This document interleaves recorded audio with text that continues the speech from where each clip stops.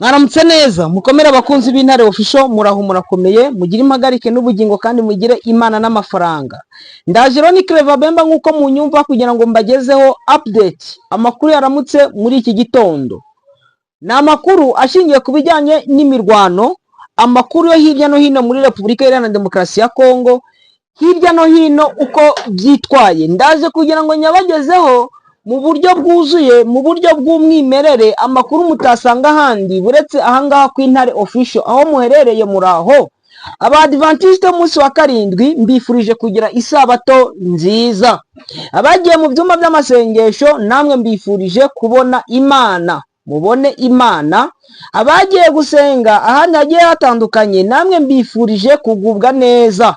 Imana ibaha umugisha kandi muronke. Abagiye mu kazi kagiye gatandukanye, abari muri Sarongo hano mu mujyi wa Goma, namwe mbifurije gukomeza kugira Sarongo nziza, mugire ubuzima, mugire Imana n'amafaranga nk'uko mbibifuriza ibihe byose. Ndaje kugira ngo tuvurebere hamwe ibiri kuvugwa hariya muri Mweso, amakuru y'ibihuha, amakuru ava kuri za mbuga nkoranyambaga za FRDC, za mbuga nkoranyambaga za Wazalendo, za mbuga nkoranyambaga za FDLR, bagenda bakitwikira ubundi bakajya kuri social media bakavuga ibidahuye, bakavuga ibitariho. Ndaje kugira ngo rero mbahereze correction, mbabwize ukuri, nubwo turaza turebera hamwe n'ibivugwa hano muri Goma bivuga ubucengezi n'ubundi bwa za FDLR, izo za Wazalendo n'utundi tudumbu tujya twigaragaza, ubona ko leta ya Kinshasa idushigikiye. Murabizi ko mu minsi yatambutse leta ya Kinshasa mu 2023 ikimara gufata uno mujyi wa Goma yari yarashizemo abantu, abo bantu icyo bari bashinzwe kwari ukwica abaturage. Noneho bagatanga amafoto, bagafotora, bakerekana ko ari 23 yabishe. Ibyo ngibyo ko ari ukugira ngo muri ya communauté internationale, ya miryango mpuzamahanga ibone ko 23 iri gukora massacre mu mujyi wa Goma. Ibyo kwari kugira ngo bashyireho ibirego. Hari bamwe mu badepite n'ubundi bari barahawe amafaranga ndetse n'abaministre kugira ngo baze gukora ibyo ngibyo. Twavuga ngo nka honorable Ndayishimiye Juste uriya wabaye coordinateur wa Coperama, aza kwiyamamaza mu ishyaka rya ICP, nyuma aza kubivamo ajya mu yandi maparti politike. Yari umwe mu bari bashinzwe gutanga amafaranga bakajya bica bamwe mu banyepolitike basigaye mu mujyi wa Goma, bari muri état de siège. Noneho bikajya byitirwa ko ari 23 iri kubikora, ariko baza kubavumbura. Harimo ministre Muhindo Nzangi, ndetse 23 iza gufata bamwe muri abo ngabo babikoraga, baza gutanga ukuri kwaho babikura. Icyo nemeza nuko batsinzwe, umugambi wabo mubisha ukaba waramaze kumenyekana. Leta ya Kinshasa iracyakomeje gukora muri ayo mapolitike, navuga ko ari amapolitike atarimo ubwenge n'ubuhanga. Nta buhanga burimo, nta bushishozi burimo, ni ibintu ubona bikorwa nta bwenge. Yafashe bantu bamwe bari muri za DGM, za ANR n'ibindi ubundi budumbu. Harimo nk'abitwa Banita, abitwa bande bari abagabo bakomoka hariya. Abo ngabo rimwe na rimwe bagiye baburirwa n'amarengero, bagiye bajyana na za FRDC, niba baragiye babica iyo ngiyo. Dukurikiranye twumva yuko nta makuru yabo. Baravuga bati dushakishe bamaneko tugenda tubaterere mu mujyi wa Goma.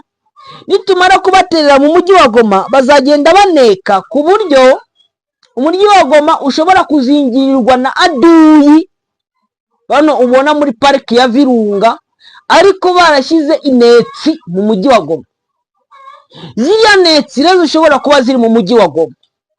Ma 23 nemera ko kuri intelligence, ku bijyanye n'iperereza, muko wa kwanza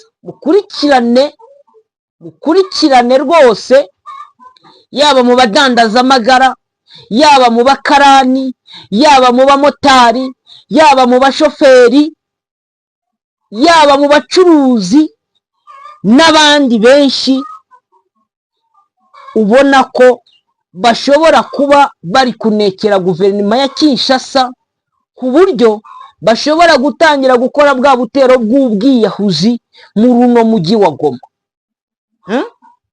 Ibintu bitangiye kujya bigaragara, kuko ndavugisha ukuri nkanjye Clever Bemba, hari amakaritiye amwe namwe ubwanjye kuyagendamo njya numva binteye akantu, ku buryo rwose nshobora kuyigeramo nta muntu uzi ko mpari, n'ahantu nkaba ntahicara iminota 30 hejuru yo gutinya izo nzalendu, izo nyefudere zishobora kuba ziri gucengera, ziri kuza mu mujyi wa Goma. Hari umuvandimwe wambwiye ati intare za Sarambwe, Alliance Fleuve Congo ntibakirare adui angari. Kandi bana baturage bari mu mujyi wa Goma 80% bishimiye Alliance Fleuve Congo, ariko 10% abana musimamo, irindi 10% riracyakorana nabo, riracyakorana na Wazalendo, riracyakorana na FDLR, riracyakorana na FRDC. Iryo 10% rero bishobora gukora amabi. Babandi bagitandaraje bashobora kuyoboka, ndetse bakaba banatangira kugushyiramo ideology. Ndabyibuka ari umuntu umwe narahageze, sinjira muvuga izina, akubita agatoki ku kandi, yabaga muri parti politique yitwa Bireke, yine yabajiriye Paruku Kaonja, yakoraga muri za guverinoma, ari mu mujyi wa Goma, iko bien protege, nta kibazo cyafite. Ariko baravuga ati ngo icyo nkubwiye ngo Bemba, ngo mimi nabapatia miaka 2 wabatakuwa na bangari hapo, kuko we yarafite akazi. Igihe urukumva ko guverinoma ihindutse, amatwara abarevolutionnaire bazana revolution, babandi bari bafite ibitekerezo by'ubuhezanguni basigara bakonajiramante, bari kuvuga bati no badukuye amata ku munwa. Babandi bibaga hari ya petite barrière, grande barrière, ya ANR yahabaga, ya DGM yahabaga, abo bose amata ntibakiyabona. Ya mafaranga kuvuga ati ngo tupatie mai tuziye kafe ntago bakibibona. Babandi bakoraga kuri barrière yari ya za Mubambiro, ubujura bakoraga ntago bakibukora. Abo ngabo rero bare ni maadui, kuko baravuga bati ntago ibyo twabonaga tukibibona. Bakumva ko bagikeneye ya etat de siège, bakumva ko bagikeneye ya guverinoma gisegeti kugira ngo bongere babone nk'ibyo babonaga nubwo batabibona. Mina kwamilisha ukweli, M23 ntabwo izava mu bice byamaze kuba libere, kuko ntiyakwemera ko abaturage kongera gupfa. Cyo ni ikintu kitabaho, ntibyashoboka, ntibyanakwemerwa yuko zamfu zari ziri mu mujyi wa Goma. Abantu 6, abantu 10, abantu 20 ku munsi bapfaga bishwe na za Wazalendo, bakicwa na FDL, bakicwa na FRDC, bakicwa na ANR, bakicwa na PNC. Ubu ngubu byarahagaze, ntago M23 ishobora kwemera ko ibyo bintu byongera kugaruka. Ahubwo ibyo FRDC na guverinoma Kinshasa bashaka kugira ngo bategure muri no migi ni bya bitero by'ubwiyahuzi byo kuza kwica abaturage. Abo baturage murabaziza iki? Abo baturage mubashakaho iki? Reka twigire hakurya muri teritware ya Masisi. Hari amakuru ahavugwa, amakuru avugwa muri teritware ya Masisi ni ari hafi ya za Mweso, guverinoma ya Kinshasa n'ababeza nkuni bavuga ko bakoze ibitero bya drone, ndetse baza kunetraliza ibyo babeshya, bavuga ko babashije kurasa imodoka ya M23 yari iri muri patrouille. Cyo ni ikinyoma cyambaye ubusa, reka mabwiza ukuri ko ari ikinyoma cyambaye ubusa. Donc icyo bita le kinyoma ikinyoma donc ni ikinyoma cy'ikinyoma,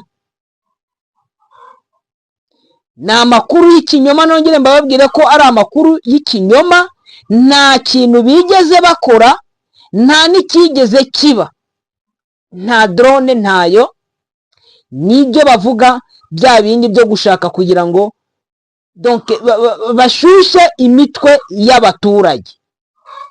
Gusa amakuru ariho nuko Wazalendo baturutse muri Bwito,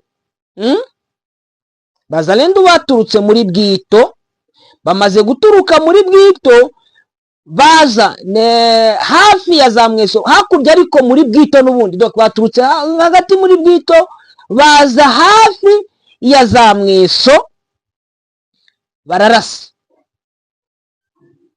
Bamaze kurasa abaturage, nibyo byo bumvishe amasasu, ni n'ibintu byabaye nejo bundi, ariko bo bagikomeje kuvuga. Abaturage bo bumvishe amasasu, ntabwo wakwicara hamwe wumvishe amasasu, ahubwo ikintu cyukora uranahunga. Muri kwa guhunga bavamo, umwe abari bagiye mu mirima bavamo, bamaze kuvamo bigira mu bundi buce kugira ngo bataba bahura n'ubwo busasu bukaba bwagira n'uwo bwakomeretsa. Murabyumva? Noneho FRDC n'abafatanyabikorwa babo bahita batangaza bavuga bati turashe imodoka ya M23, le petit frère wa General John Numbi uri muri M23, sinzi niba narimo, ati turamwishe. Icyo ni ikinyoma rwose, babwira ko ari ikinyoma cyari cyateguwe na guverinoma ya Kinshasa. Gusa babashije kurasa, ndetse na hari ahantu bita za pilote, utuntu tw'utumbuma turumvikana hari hafi ya za pilote, ubusasu buravuga, abantu babwumvishe, ndetse baza no kugira kapanika ari muri centre ya Mweso, ariko nta kindi kintu kidasanzwe cyahabaye. Ni bya bikorwa byabo byo guhungabanya umutekano no gushaka kugira ngo abaturage bahunge, bashaka no kugaragaza ko M23 ntacyo iri gukora.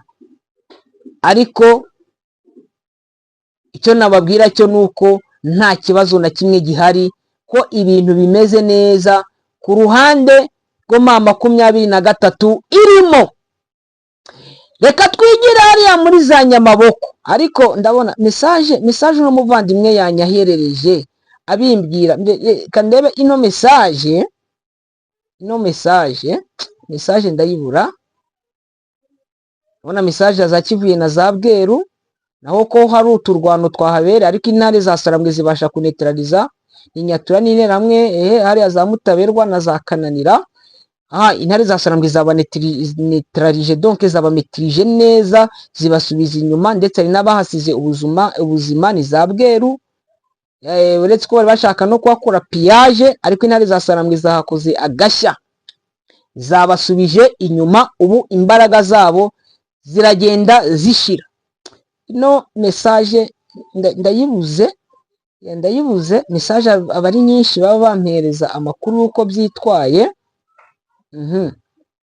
ko byitwaye. Ino message uri hehe abakunzi b'Intare official rwose. Ino message message ziba zambanye nyinshi bampereza amakuru. Reka twigire hakurya, ndakomeza nyishaka. Alliance Fleuve Congo 23 kugeza amagingo anga bari gukontrola kira ice cyanya muri groupe Manyaboko ya mbere muri territoire ya Masisi, ndetse bakaba bakomeje kwa avansa hariya noneho bakaba bakomeje kwa avansa, ndetse no kundi duce hariya muri Showa twaturimo Wazalendo FDLR FDNB na FRDC, uduce twegera hariya Showa bamaze kubakuramo muri iki gitondo. Uduce twegera hariya muri Kauri bamaze kubakuramo nabo muri iki gitondo. Uduce twegereye Rukole bamaze kubakuramo muri kino gitondo. Donc urukumva ko ni nk'ama localité cyangwa ama village, ariko mu nkengero zo wasangaga ko hakirimo Wazalendo na FDL na APSLS na IPSLN bamaze kubakuramo muri kino gitondo. Aho bita Cyacinge no bamaze kubakuramo muri iki gitondo. Nabyumva? Donc kwa kane bari bafashe Showa yose, Kauri, Rukole, Cyacinge, donc mu masantre, ariko no mu nkengero yazo muri kino gitondo cyo kuri wa gatandatu bamaze kubakuramo, barabirukanye rwose, ndetse bamwe bahatakarije ibyabo n'ubuzima. Mana y'isi n'ijuru, ibi bintu ntabwo byoroshye kuri Wazalendo no kuri FARDC,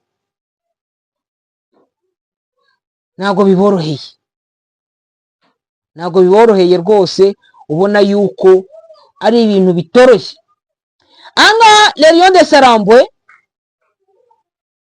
bamaze kongera gusova abaturage bo muri territoire ya Walungu na territoire ya Mwenga, aho Chilombo ino nindi ndege se baba bamaze kurasa,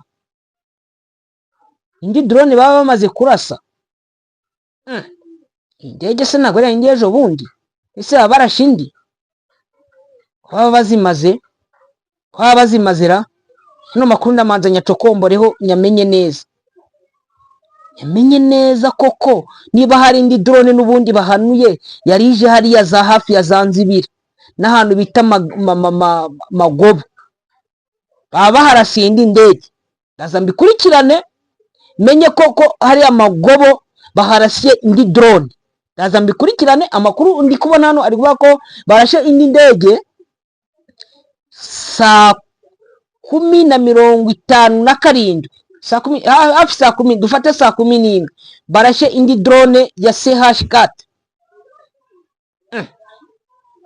Indi zaba zimaze kuba drone enye mu minsi ine, drone zikaba zibaye ine bahanuye. Drone imwe ndi kubona igurwa, drone imwe iri kurgurwa 100 millions de dollars. 100 millions ye baba we, uziko ari ibihugu bikora budget yenda kungana nano ni 100 millions se cyangwa ni 45 millions. Mana y'isi n'ijuru, gisegeti se iki gihombo wazagikwiza he? Iki gihombo wazakigeza he? Kandebe uko babivuga. Rutobokogo uravye de hier attaque au centre de Kazinga et ont été délogés l'armée Wazalendo qui ont fui la cité. Nous avions fui dans la brousse, chacun en sa direction. Les M23 occupent la position des FARDC au centre. Ils cherchaient à avancer vers Rutobokogo où les avions ravitaillés les FARDC, a déclaré. Ibingibi byo ni Kauri, Rukole, Cyashi. Aya ni amakuru yona navuzeho. Ubona ko intare za Sarambwe zikomeje kwa avansa. 3 drone hano barabivuga ngo amadrone 3 mu masaha 78 aguzwe 100 millions de dollars. Okay, amadrone 3 niyo aguze 100 millions de dollars amaze kunetralizwa. Donc amadrone 3 100 millions de dollars. None hakiyongeraho n'iyingiyi bari kumbwira nayo irashwe. Ukumva ko arababaye amadrone 4 mu masaha atageze mu ijana. Mana y'isi n'ijuru, FARDC iki gihombo murakikura he? Murakigeza he? hano bikavuga ko Mahanga nawe bita Buhimba nawe harimo imirwano muri kino gitondo, ndetse no muri Gasopo harimo imirwano muri kino gitondo, aho intare za Saramwe zikomeze kuderoja Wazalendo bari gufata imisozi iri strategique. Imirwano iracyakomeje, ubyumve, imirwano iracyakomeje. Ni hariya za Gasopo imirwano irimo, intare za Saramwe ngo ziri kuderoja, ziri kwirukansa Wazalendo muri iriya mavilage ari strategique. Wazalendo yo bakongera ko bati muri lokalite uri kwerekera Kimua ni muri groupement wa Loa Yungu ndetse na Ndoto. Intare za Sarambwe naho mana y'isi n'ijuru naho zamaze kugeramo, ni muri groupement wa Loa Oloba, ni muri secteur wa Nyanga, secteur y'Amanyanga, secteur y'Abanyanga. Ubona ko naho bari kwerekera muri ibyo bice yako mana yanjye. Abaturage batanu Humura, Mukohwa na Ngururu nibo bari kuza kubitangaza bakavuga ko mu bindi bice byo muri Waloa Yungu na Waloa Uloba, aho ngaho intare za Sarambwe zamaze kwasesekara, ziri gushwanyaguza, zamaze gufungura ahantu. Ngo Wazalendo bari bafite village enye cyangwa eshanu, village enye kuri eshanu. Izo village enye bari basigaranye nazo zimaze kuba récupérer na 23 muri kino gitondo. Ibintu ntabwo byoroshye mwa bantu. 23 bisize urusenda, 23 bisize ibintu utapfa kumenya. Sinzi ibikorwa bari gukora naho Imana kugira ngo